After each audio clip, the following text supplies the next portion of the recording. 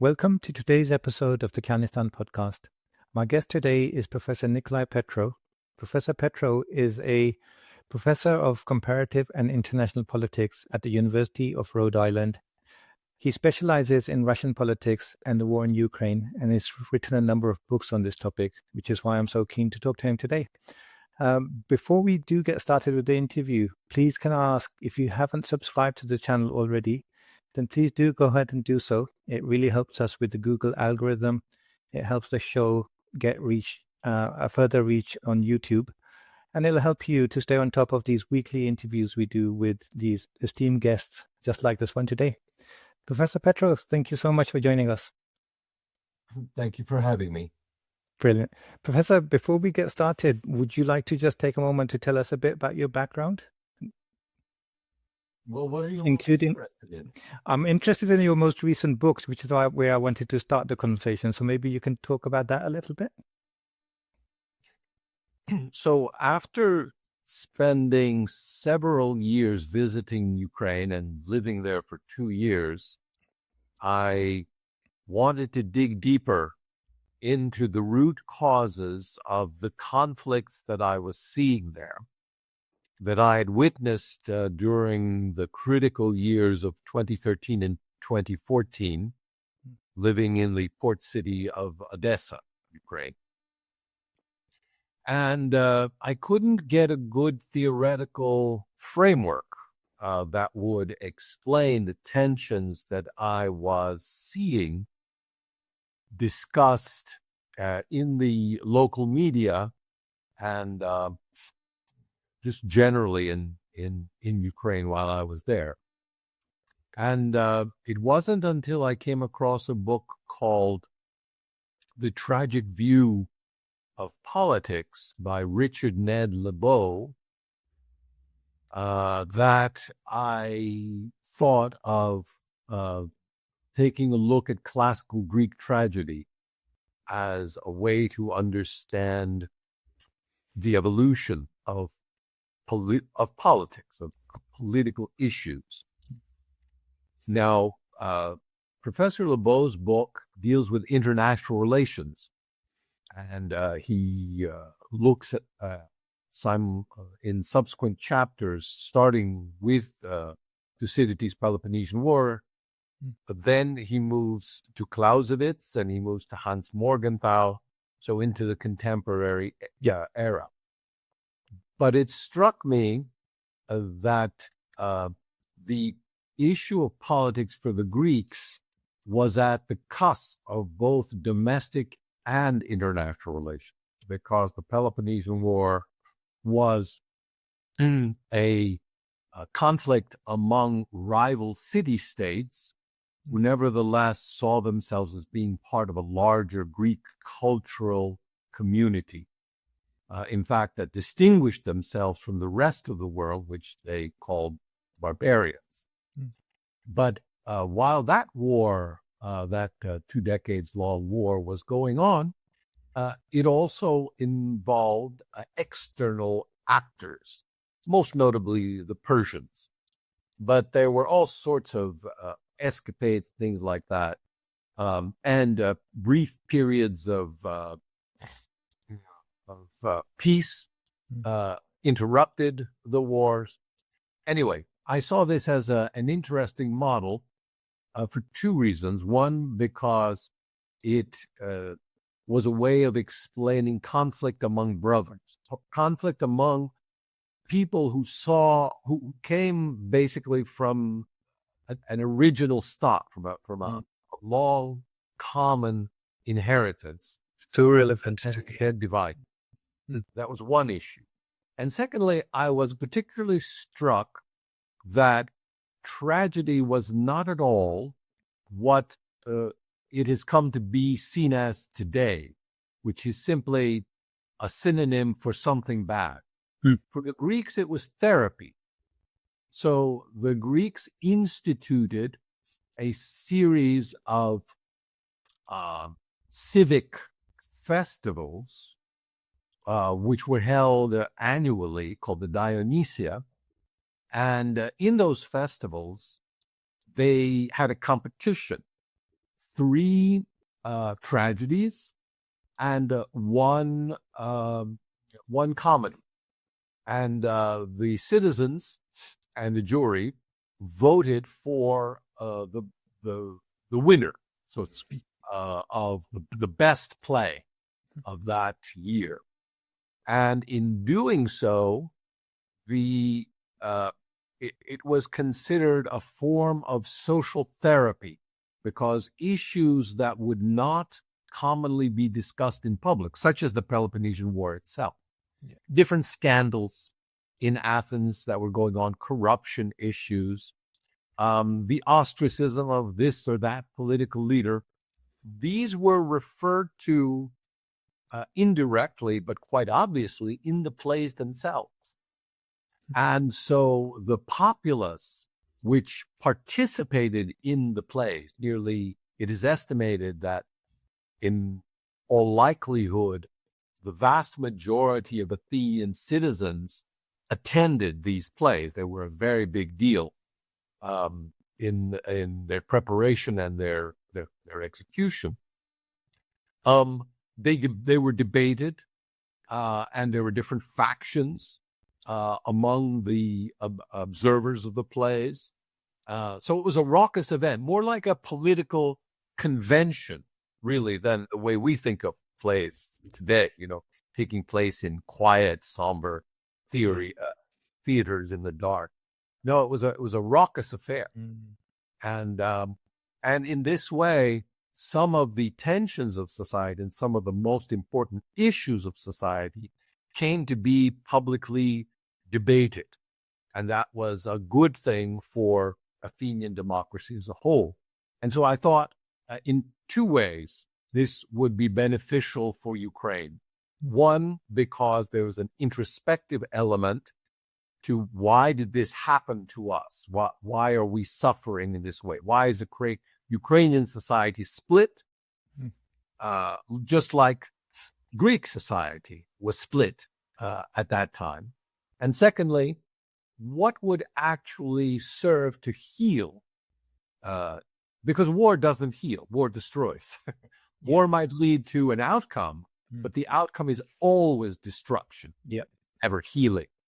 But what happens after the war becomes very important. And here's where tragedy, I think, can play a very, if we look at the Greek example, play a very therapeutic role. The other day I was talking to you and you said something very interesting as well about Greek understanding. And you were talking about how they used to debate what is the natural state of man? Is it to be in peace or is it to be at war? Do you want to talk a little bit about that? Because I found that really interesting. Right. Well, in the Western tradition, the Greeks stand at the origin of many of these issues that we would call political issues today. Although the Greeks didn't think so much in terms of politics, as I think they thought in terms of philosophy and governance. So politics is a bit of both. And as a matter of fact, in the United States, although the vast majority of departments are now called political science, which is something else entirely in addition, they used to be called simply politics, which is a reference to history itself, the history of social interaction, or government. For example, the department at Harvard is still called the government department, although the Institute of Politics. But the department in the college is the government department. And that's about how to rule and the techniques of rule. So they asked themselves the question, given that conflict was so endemic, which is actually the state of nature for human beings, the original state, and whether it was warfare or whether it was peace. And this issue comes up a lot in a subsequent political discourse in the West and elsewhere. And it leads to a split between, broadly speaking, a Hobbesian worldview in which war is the state of nature, and the Leviathan, the state, is needed to provide certain guardrails to the natural propensity for violence among human beings. And on the other hand, the Lockean view that human beings in their pristine condition are susceptible to agreements and are prone to use their reason in order to achieve the best possible outcome. And that would lead to peace, actually not to war. Well, we don't have such clear-cut views anymore. But to get back to your question, the Greeks were convinced, as a rule, that war was the state of nature, and that there could be periodic cessations of war. And when they negotiated treaties, as I think we discussed briefly, during the Peloponnesian War, for example, they did so, and not just for that war, but for other conflicts, they did so for a specific period of time.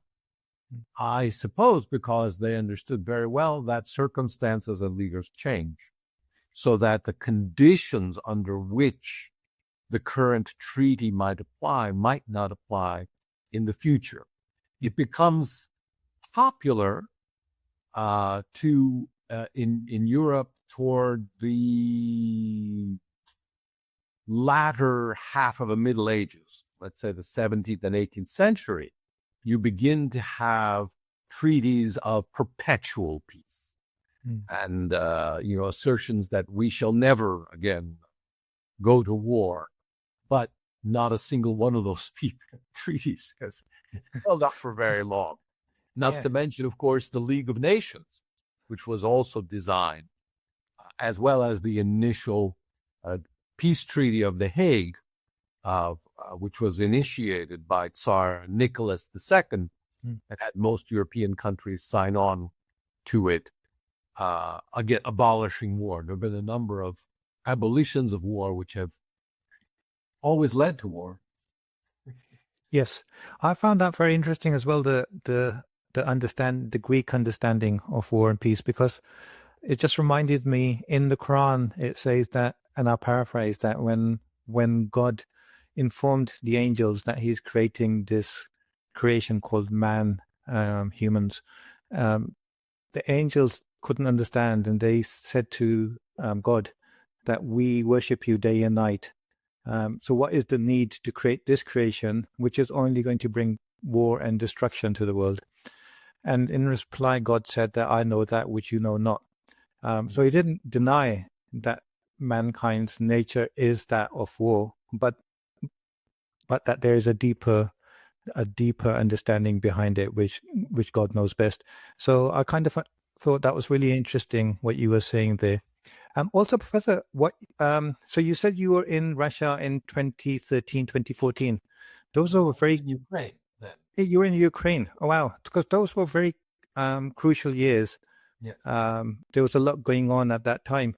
How do you think, because you've been to Russia, you've been to Ukraine, I think a number of times, how do you think the two sides, what's the narrative that's playing out on both sides? Because when we listen to Putin or Russians talking, they're still talking about Ukrainians as their brothers and saying that we ultimately want to we don't want war, we want permanent peace, but we want it, we want to be living together in the future. Whereas Ukraine is saying that we're a separate nation, so they're trying to build their own identity.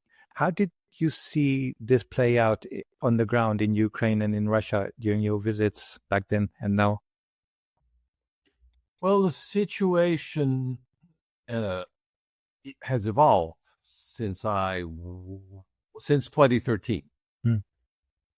2013, 2014, and it's very important to understand that Ukraine is a very diverse country with very different regions in which different languages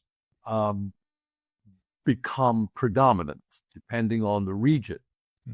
And for many regions, the predominant language is Russian, and Ukrainian exists as a secondary official language. And that would tend to be the regions east and south of the Dnieper River.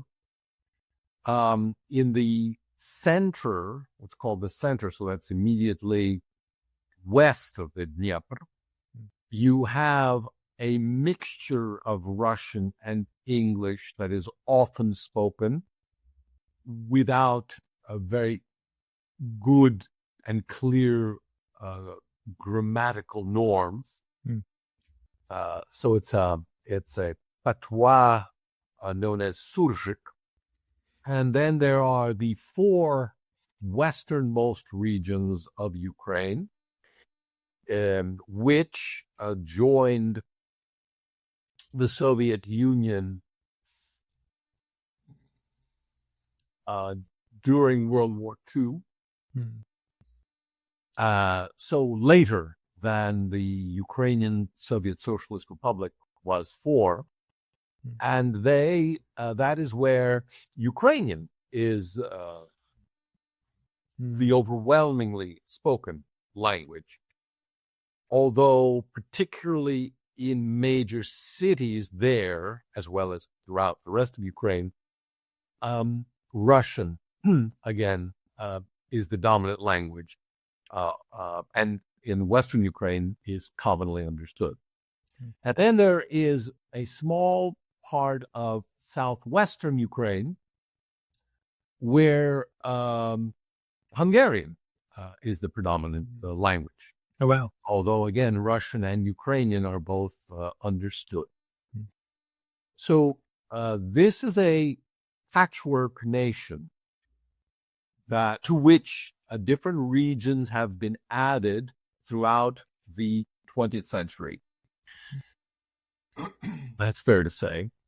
And that since 1991 has been trying to define itself as a nation as well as a state. The famous phrase by, I believe it was Cavour, but I may be mistaken on that. A famous Italian politician once said, "We have made Italy. Now we need to make the Italians." That is so true for so many states, yes. So many, exactly, for many states. But what this leads or has led to in the case of Ukraine is a very sharply defined nationalistic minority whose popular support is centered in Western Ukraine. So the region where Ukrainian proper is spoken. And so now after 1991, what did we have? We had a country, independent, which called itself Ukraine, which, however, contained most of the population, which was not predominantly Ukrainian speaking. However, in Western Ukraine, you had a group, a population, and an elite that saw it as part of its vital mission to construct out of this previously Sovietized and Russified and colonized Ukraine, as they saw it, a colonial legacy, to remove that legacy and to, as they saw it, restore, or if necessary, create a new proper Ukrainian identity. So out of that effort of a devoted and dedicated minority you begin to have political conflict with the rest of the country in the East and South, which said, well, there's nothing wrong with our Ukrainianness. We've always been Ukrainian, but for us, Ukrainian doesn't mean separating ourselves from Russia. It just means being distinct in a way that's comfortable for us. Yeah. So we actually are very comfortable with many aspects of Russian culture, but we don't consider ourselves Russian because we no longer live in Russia. That flows very easily from an earlier designation in the Russian Empire from before 1917 of the territories of Ukraine as southern Russia, or as it was known before the revolution, much of the territory, Malorossia. Malorossia means little Russia or little Rus, but it's not a pejorative. It's a term that has been used again in Greek and in British politics and society as well. The Little Englanders were people who said there is a heartland to our nation, and that is the proper England. So Russians often looked before the revolution at the heartland of their proto-Slavic unified country, Rus, out of which Russia proper, Ukraine proper, and the Republic of Belarus, the modern Republic of Belarus, all three of those emerged as Rus, and the heartland of Rus was Kiev, which the chronicler Nestor refers to famously as the mother of the cities of Rus. Well, and that's the way they have tended to view it, as you say, as a very close people, but with certain differences, distinctiveness, and peculiarities. Yeah. The problems that have arisen, which have become now political problems, emerge from the effort of Western Ukraine, which I could refer to by its largest region and historically most important region, Galicia, their efforts to set up the standard of all Ukraine and of Ukrainian identity as Galician identity, and any other form of Ukrainian identity as illegitimate. Wow. Professor, also, so as you mentioned, different parts of Ukraine have maybe a different understanding of their identity, and some are more comfortable with being Ukrainians, Russian Ukrainians, whereas others in the West, they want to have a more distinct identity. In this war that's taken place, we've had in counts vary, but tens of thousands of deaths, Ukrainian deaths. So how is the military recruitment taking place? Do you know, like, is it still coming from across the whole country, or is it coming from the western side of Ukraine, or where's the bulk of the recruitment coming from to fight with Russia? So, in Ukraine, the topic of military recruitment has become a very sensitive and political one. The numbers of people that are trying to avoid the draft precisely for the reasons that you mentioned, because the attrition rate and the death rate and injury rate is very high, especially for Ukraine. Yeah. The numbers are staggering of people who have either fled the country at various stages as they have been permitted legally to do so, and others who seek exemptions from the draft. and those who have simply sought to avoid being registered for the draft by hiding, essentially, not going out on the streets, etc. These numbers are very large. The last official data comes from November 2025. Okay. And the numbers were over 200,000 individuals who were already recruited, but are now registered as deserters or absent without visa. Oh, wow. Wow. That's a huge number. Out of a nominal army of close to, I believe, 800,000. But those are the official statistics. 200,000 or so. Some people say it's more than that for various reasons.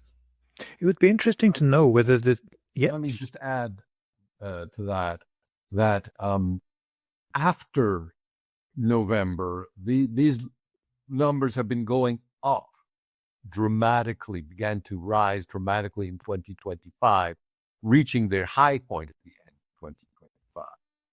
And as a result, it was decided that they can now constitute a military secret. So like the number of casualties, we can only speculate about, it seems unlikely that it would have declined. The last part that I need to add to this discussion is the so-called problem of bussification. So what happens is, if you do not come to a territorial recruitment center when summoned, you will be sought out and taken by force. And the Ukrainian internet and social media is full of videos of people being shanghaied off the streets, or their apartments being even broken into in order to take these recruitments, these recruits by force. You would be which leads directly to the high number, as you would expect, people who flee on their way to the front and wind up being AWOL. Even President Zelensky has now acknowledged recently in a speech, I think given about a week ago, that this is a serious problem and that something needs to be done about it. Yes. But there's really very little to do except end the war so that the recruitment need not be compulsory. I think I saw a kind of statement from Zelensky somewhere that he's appealing to Europe to provide, I think it was 200,000 soldiers from Europe coming into Ukraine. And I was thinking that's highly unlikely, because Europe seems to be happy to keep aiding Ukraine until the point where it's Ukrainians that are dying. I don't think they're willing to put their own kind of soldiers on the firing line. It depends how it's phrased. I've seen various proposals. Any proposal that requires combat action by European soldiers is off the table immediately. That's not something Europe or the United States would ever agree to. The discussions in the context of peace negotiations are whether a limited number of NATO forces, even along perhaps with non-NATO forces, might serve as a useful buffer between Ukrainian and Russian forces after a ceasefire, serving as perhaps monitors on the ground. But Russia, as I understand it, there is actually no serious discussion of even those buffer troops Yes. serving in any fighting capacity. In other words, they would serve as a tripwire in the way that they often do as monitors for in these border conflicts which OSCE troops were deployed between Georgia and Russia, between Armenia and Azerbaijan, and in the former Yugoslavia. Although I think Russia is very kind of adamant that they're not going to tolerate any NATO boots even after the war ends, even as peacekeepers. The formal, it could be interpreted that way, but the formal way it is expressed is, obviously we cannot tell any other nation what to do, but any foreign troops on Ukrainian soil, we consider military targets. Hostile, yeah. True. Professor, I'm also wondering, what is the religious element in the identity and also in the kind of narrative between this war between Ukraine and Russia? Because they're both Orthodox Christian nations, and as I understand it, quite proud and quite religious. Does religion play into the whole narrative? It has been hijacked by nationalist discourse. I'm not talking just about Ukraine, by the way. There's always another parallel side to each of these discussions with respect to Russia. But with respect to Ukraine, the religious narrative has been hijacked by nationalist elements, which have been able to dictate national policy on religion, so governmental policy on religion. So, as you pointed out, Ukraine is predominantly, although not exclusively, an Orthodox country. And the largest church there is the Ukrainian Orthodox Church, which is administratively and financially separate from the Russian Orthodox Church since 1991.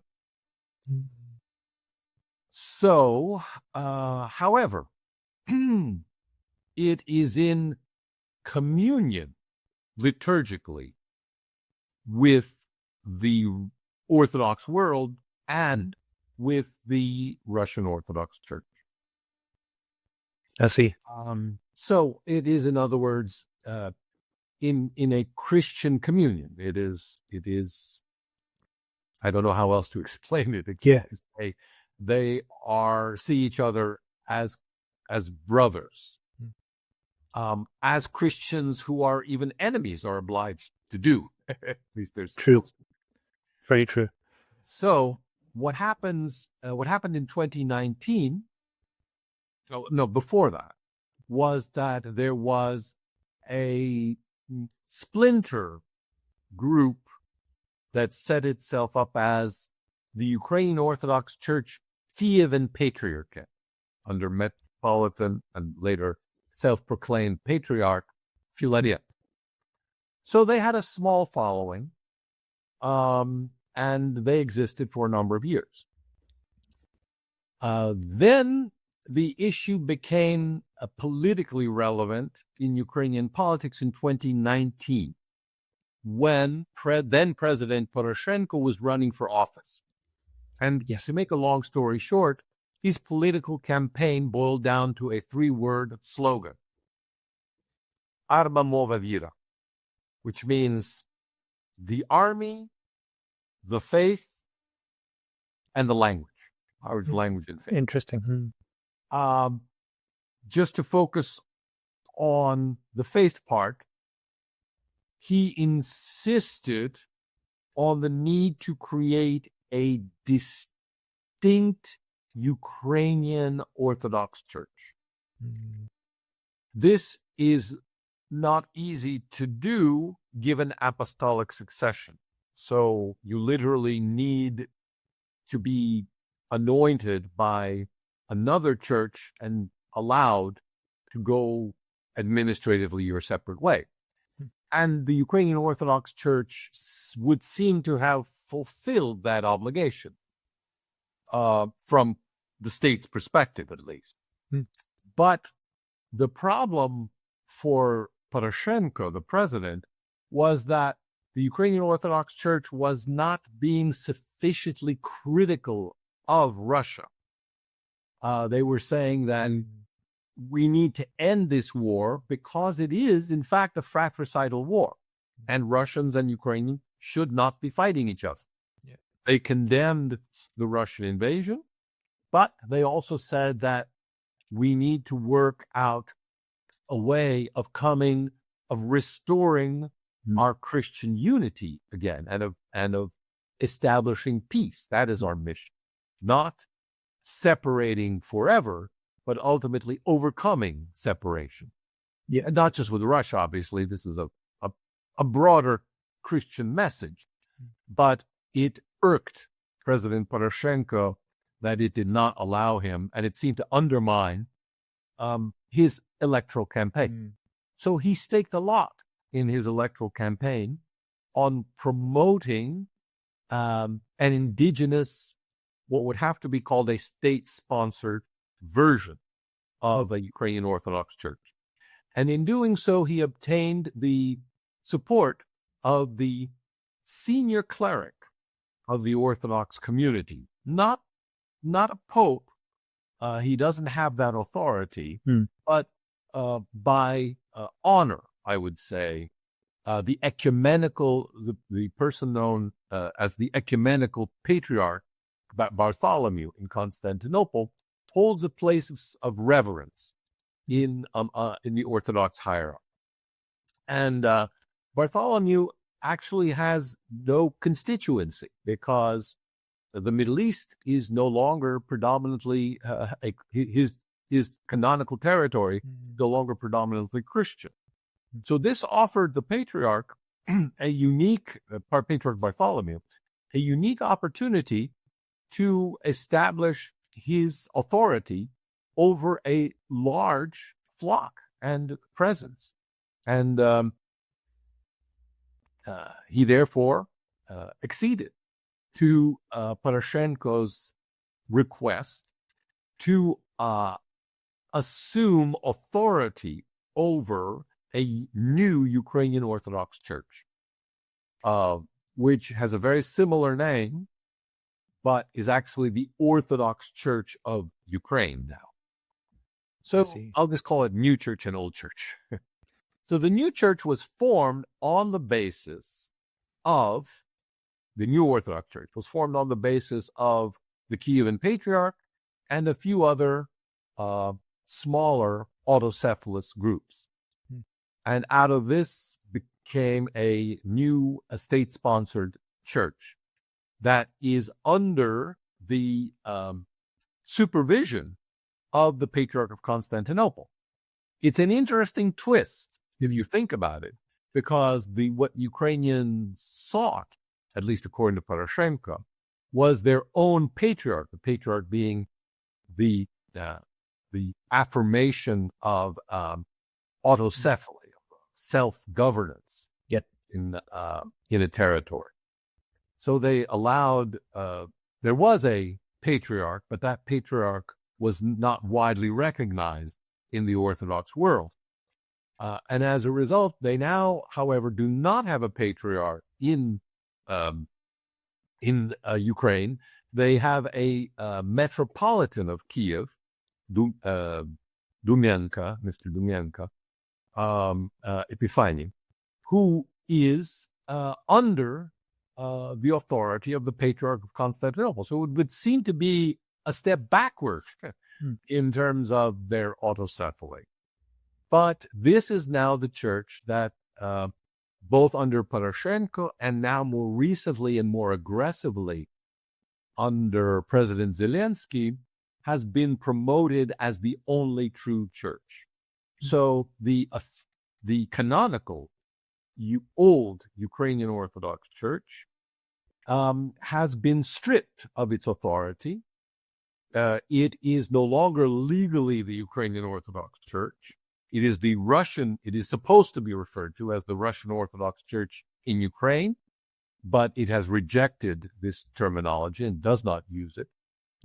And the state is slowly but systematically encouraging the seizure of its assets and the transfer of monasteries, churches, and various assets around the country from the old church to the new church. And several of its senior clergy, so metropolitans, they would be the equivalent of what Catholics think of as archbishops. I see. Have been subjected to arrest and are charged with various crimes, mostly involving the incitement of religious hatred, which is a hate crime in Ukraine, for opposing the seizure of these assets and their transfer to the new church. Interesting. It's interesting to see this kind of religious identities kind of being evolving in Ukraine as... Since I didn't address the question of how religious the issue is, how deeply religious, the net result of this conflict, not surprisingly, has been mixed. Most people are not particularly devout. Most people, I think, across Ukraine, they tend to be secular, or what is a common phenomenon is culturally religious. In other words, you go to church on major feast days so that you can share in the feast afterwards, but you don't tend to go religiously, as we used to say, every week. But and that group of people who say, this is all chaotic, who's to say who's right and who's wrong? Plus, if I stick my neck out and go with the old church, the one my parents probably went to, if we went to church at all, then I'm basically putting a target on my back, aren't I? I'm saying I'm not supporting what is government policy. I don't support government policy on religion. What else? The government might ask. That's the power of the state, So there's very little incentive to do that. But at the same time, those who are devoutly religious, that minority, has become all the more determined. Now you might say, well, these are old babushki, these are old men and women, retired, etc., not to be taken very seriously as a social force. Well, hard to say. They are all people's parents or grandparents, and having them oppressed or angered or even beaten or put in jail sometimes is not a good look. No. It has no doubt repercussions throughout society, including in the armed forces. Where, by the way, the service of Ukrainian Orthodox chaplains is prohibited. Of the old church. Only the state-sponsored church chaplains are allowed to serve as chaplains, even though the Ukrainian Orthodox Church does, as a public service and a public organization, gather funds and support of the Ukrainian armed forces, and are probably the largest civic organization to do so. Professor, if we look at religiosity amongst the Russians and the Ukrainians, do you think it's pretty much the same, or do you think Russians tend to be more religious or less? I think in their public manifestation of devotion, it tends to be the same, and it tends to be low. It tends to be low because It depends on how you measure religiosity. Yeah. I've looked at this issue quite a bit in Western sources, and the problem for students of religious sociology is there is no way to measure devotion. Yes. There's no way to measure love. Yes. Or hate. Yes. Yes. It all has to be manifested in some way. Yeah. And the common and not unreasonable way to measure the manifestation of religiosity is to say, well, how much church attendance is there? How regular is it? And how many people are actually subscribed as parishioners of a given church? Well, that works, and that's a valid baseline for something. But just, there's an old a joke, I guess, that among Orthodox, but it could be among any religious group, there weren't many registered saints. A saint is a saint. You know them when you know them. When you've seen one, you know it. You know it. Yeah. But they don't follow the rules in the same way. And the reason, people who lead a life of devotion, and I know a few people like this, they go to church as often as they can, but they serve as sparks of inspiration and light close to the church, maybe as monks, maybe as other people. I mean, people in all Orthodox countries if they are devout, they try to go to monasteries. They do pilgrimage. They do a lot of things which are outside the registered canon church activity. So it's hard to measure. Yes. I think probably overall, the level of religiosity is probably comparable in Russia and Ukraine to that of other Western countries, which are largely secularized. Oh, really? The reason I was asking is, you do see discussions in the secular press of trends. So, for example, recently in the United States, of all places, there have been a spate of articles, news articles, and even media shows about the trend among American religious youth, particularly conservative religious youth, who come from Protestant backgrounds, converting to Orthodoxy. And it's a noticeable phenomenon, apparently.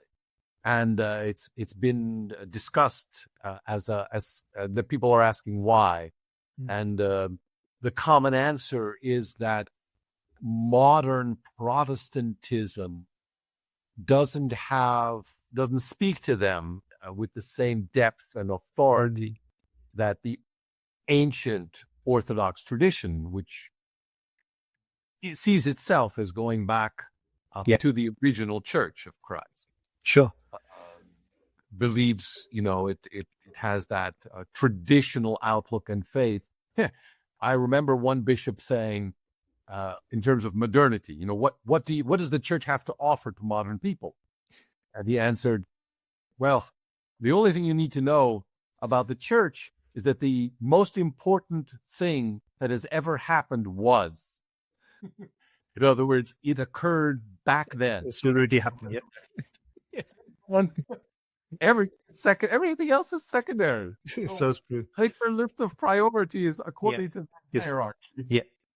The reason I was also wanting to know is because when I listen to many Russian commentators or read articles, even if there's someone not religious in like the traditional form, they criticize Western Europe a lot in terms of how they've lost their religion, they're immoral, there's confusion about sexuality, about genders, and all of these things. And so they talk about their own orthodox identity compared to the Western Europe. So I'm thinking, how does Ukraine, and especially the west of Ukraine, kind of come to terms with that? If they want to get closer to Europe, do they not see the same kind of, do they not have the same narrative of immorality, or do they bring up a different argument? I suspect, and I would say this on the basis of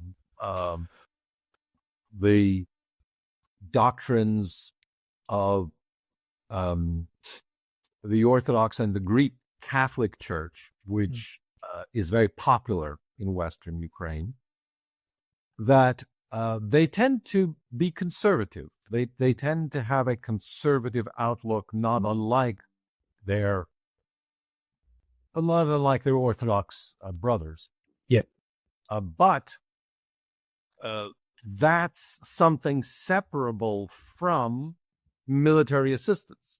In other words, we have, I think, Western Ukrainians more generally, really haven't had a chance to think through with great care and detail what it might mean to be part of the EU and to be subject to not just what they want from the EU, which might be financial assistance and legal guarantees that the EU might offer them as an additional recourse if they didn't get justice through the Ukrainian courts.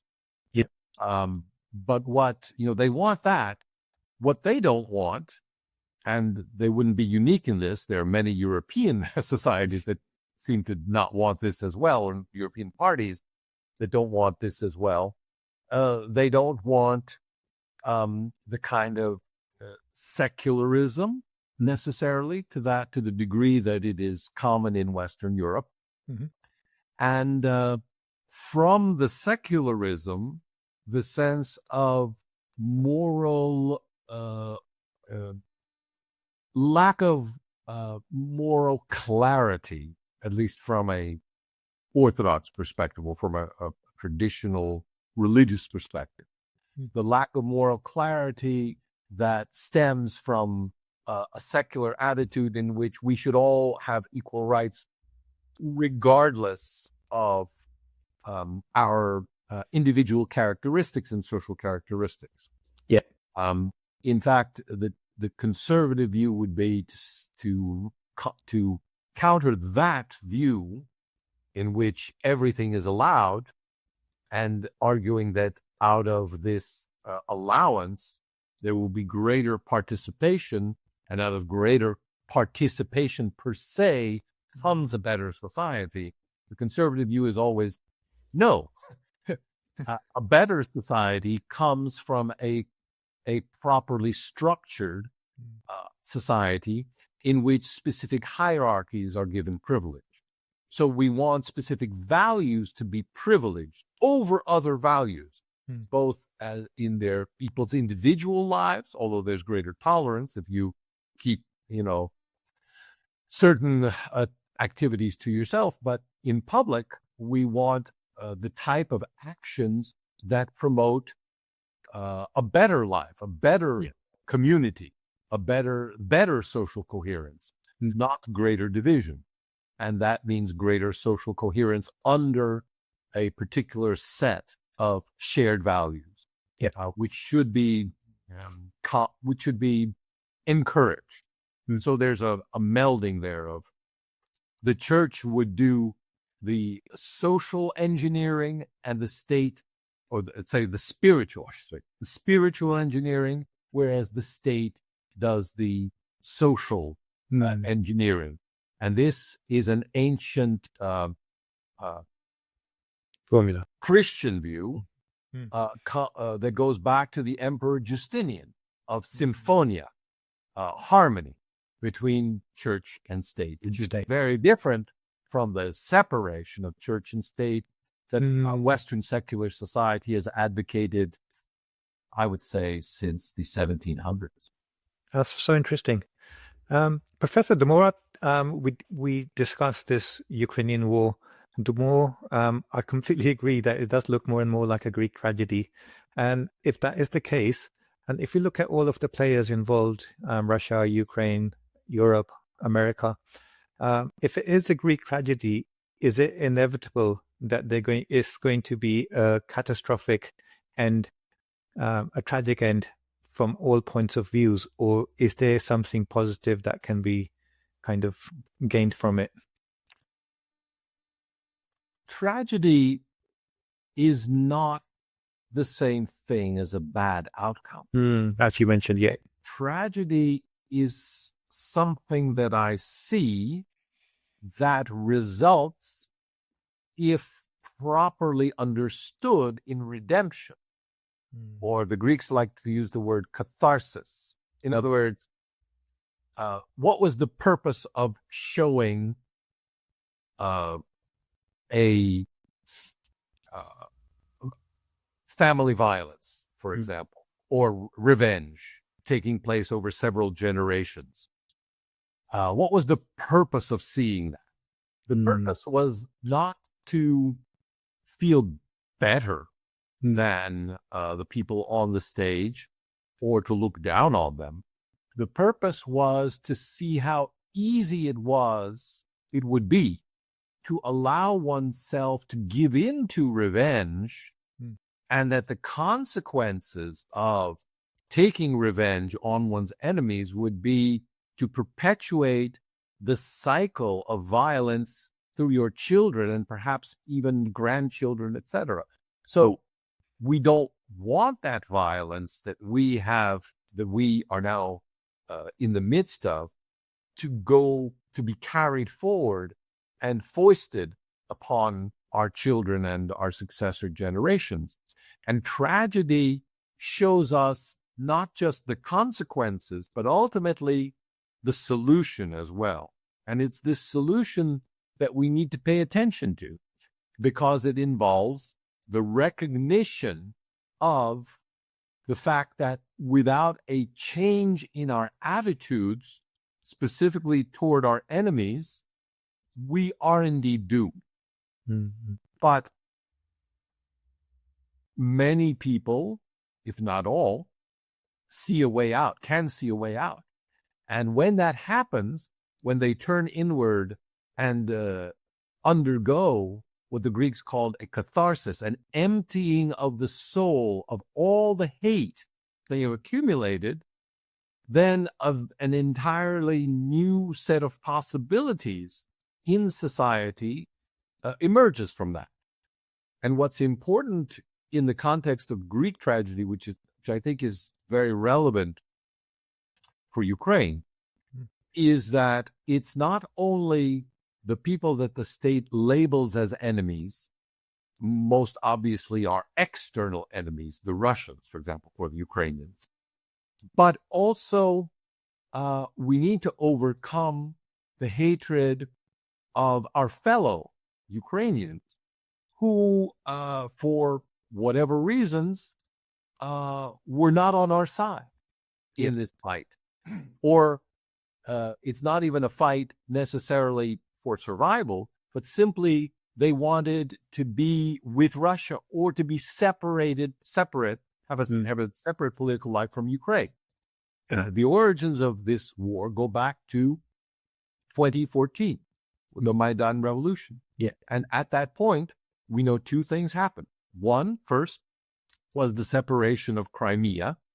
And the second is the beginning of a civil conflict in Donbass, so Donetsk and Lugansk regions in eastern Ukraine, to separate from Ukraine. Now, I understand that there's going to be a lot of controversy over whether this was the result of external intervention that took those regions away, ripped those regions away from Ukraine, or, as some say, was actually a spontaneous reaction to the Maidan, in which they did not see themselves properly represented. and no longer wanted to be part of, therefore no longer wanted to be part of Ukraine, and therefore initiated what became a civil war. Yeah. Without going into which of those is true, we nevertheless have the reality now that, well, somewhere around 6 million people are in that category. People that Ukraine thinks or would like to see as part of Ukraine, whereas in fact, they are now part of Russia. And most of them, the vast majority, have given up their Ukrainian passports and taken Russian passports. Yeah. It will take a long time to sort out whether or not which of these people wanted to do so and which of these people did not. Sure.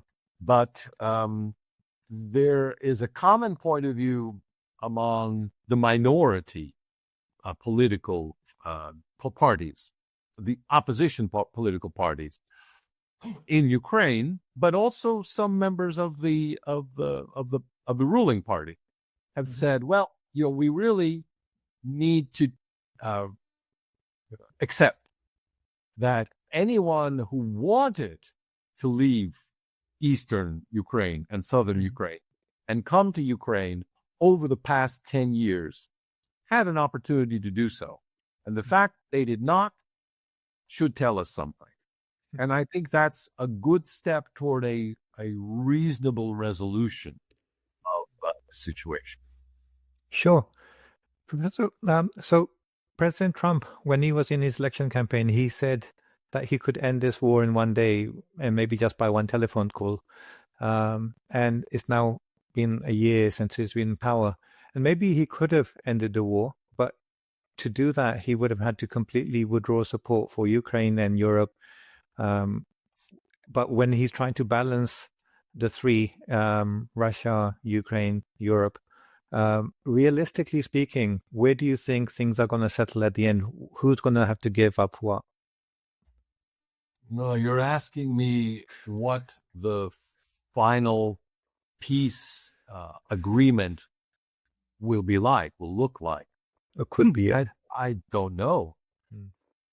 We can only speculate based on the rumors that are circulated by the media. If we take those as a baseline, then it looks like Ukraine will de facto, if not de jure, have to give up Donbass, Donetsk, and Lugansk, and much of the other two regions, Zaporozhye and Kherson, and probably additionally for Ukraine, I think Russia is insisting, it may not get it, but is insisting on de jure recognition internationally. Because after all, Crimea, the transition of Crimea was bloodless and so overwhelmingly supported by all surveys taken in that area that I think it could be put in a different category from the other four regions that are currently being contested. So that's what Russia will get. Russia will also most likely get some sort of NATO veto on Ukrainian membership of NATO, and a lifting of sanctions. I think that's it's obligated, what it is called for. What Ukraine will get is a guarantee of its security for the remaining 80% of the territory that it currently occupies. And some sort of something resembling a military guarantee that will be sold as such. Whether it would ever actually amount to such, hopefully we'll never find out. Yep. Whether it would mean another war. Sure. But So that's what it will get.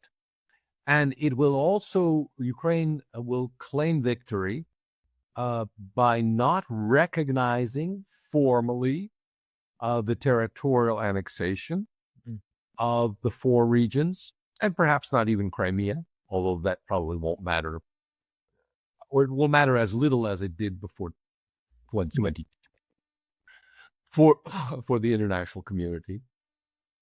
And then we will have a stalemate in terms of mutual relations, which will harm Ukraine most of all, because throughout the years of its independence, Ukraine relied a great deal on Russia economically, as well as in terms of having access to reliable and cheap energy resources. And when that went by the wayside, it nevertheless made billions a year as a country transiting Russian gas. Well, if Europe now prohibits Russian gas from being imported, that hurts first and foremost Ukraine's economic infrastructure, which is still the tie between Europe and Russia. Although there will be a myriad of tricky ways to get around this, most of your listeners may not know that Ukraine has also said nominally it is independent, has been independent of Russian gas for years. How so, you might ask? Because the trick is that Russian gas flows through Ukraine, goes into Slovakia a few hundred meters, then turns around and is reversed back into Ukraine as Slovakian gas. You see the trick? That's the kind of silliness the EU may find itself having to engage in, and will be pulled over the eyes of the common voter, but does not change the essential economic realities. But between the Professor, also it seems like what are we fighting for? I just want to make this one point at the end, because I mentioned it before. I've said it before. Why are the parties fighting? The parties are fighting at this point not to change so much the battlefield realities, which are inexorably leading, I think, to Ukraine's defeat in Donbass and elsewhere. They are fighting over saving face and being able to put together a package, the treaty, the ceasefire, some sort of package that they can plausibly sell to their own domestic constituents as a type of victory. So the Europeans have to do that for the Europeans, because they are on the hook for Ukraine now and in the future, by the way, no doubt for hundreds of billions for the reconstruction. The United States will have to do so, but I think the issue there is less interest to the Trump administration. They just want to be done with it. Russia will have to do so, but I think it's fairly easy for Russia because they have not varied in their claims as to what they consider the objectives of what they call the special military operation over these past 4 years, stipulating that they only want the 4 territories, no NATO involvement, and a change in the political leadership, which they're likely to get in any case after the next Ukrainian elections. And finally, there's Ukraine itself, the current Ukrainian leadership, and which I think will have the hardest time selling any concessions whatsoever as a victory, because the rhetoric has been so dedicated to Russia's military defeat for so long that it's too jarring. It's too hard to settle for mere survival. I agree. And I think also it is insane that the war continues now, not because any side wants to change the ground reality or thinks that they can. There are no strategic objectives left. There's none left. It's just face saving and it continues. But I think Europe is one of the biggest obstacles in the way of a final resolution as well, because they as well have sold this war to their people as constantly saying that Russia's losing and we can defeat Russia if we continue. And then all of a sudden, if they have to give in to Russian demands, it's going to be very difficult for them to do like face saving. Well, but I think the logical outcome will be a radical change in the political leadership, the removal of the current political leadership and its replacement with whatever alternative forces are available. Yes, at the national level, and eventually out of the national level at the EU level. There's a disconnect there, so it's harder to get the results of national elections translated to the European level. But I think it will happen eventually, and the defeat of the EU, of the strategy of the current EU leadership, will only make that transition quicker. Yes, I think you're absolutely right there. That's going to be the final kind of outcome of all of this. Yep. Professor, thank you so much. We talked about your book. We didn't talk about the title. How do people get hold of it? Right. Well, so the title is The Tragedy of Ukraine. And if you just type in Tragedy of Ukraine, I think on Google, this book will come up first or very quickly. The subtitle is How Classical Greek Tragedy, I think, promotes or assists conflict resolution or helps conflict resolution. And it's available in English from a German publisher, European publisher, De Gruyter. But you can get it on Amazon and more or less anywhere. It's been out for 3 years now in English. And there's also a Portuguese edition that was published in Brazil. Okay. And those are the only two, sadly, foreign language editions that I have so far. Very good. We'll leave a link to it in the show notes if anyone wants to go and look for it. Also, Professor, do you want to tell us a little bit about your blog? How do people? So I don't engage in any sort of social media, but I do have. You have a website, yeah, right. Where I post everything there, videos, articles for free. I'm not used to commercializing things, but so my my website is www.npetro.net, npetro.net. Or if you just type in npetro.net, it will also come up. If you go to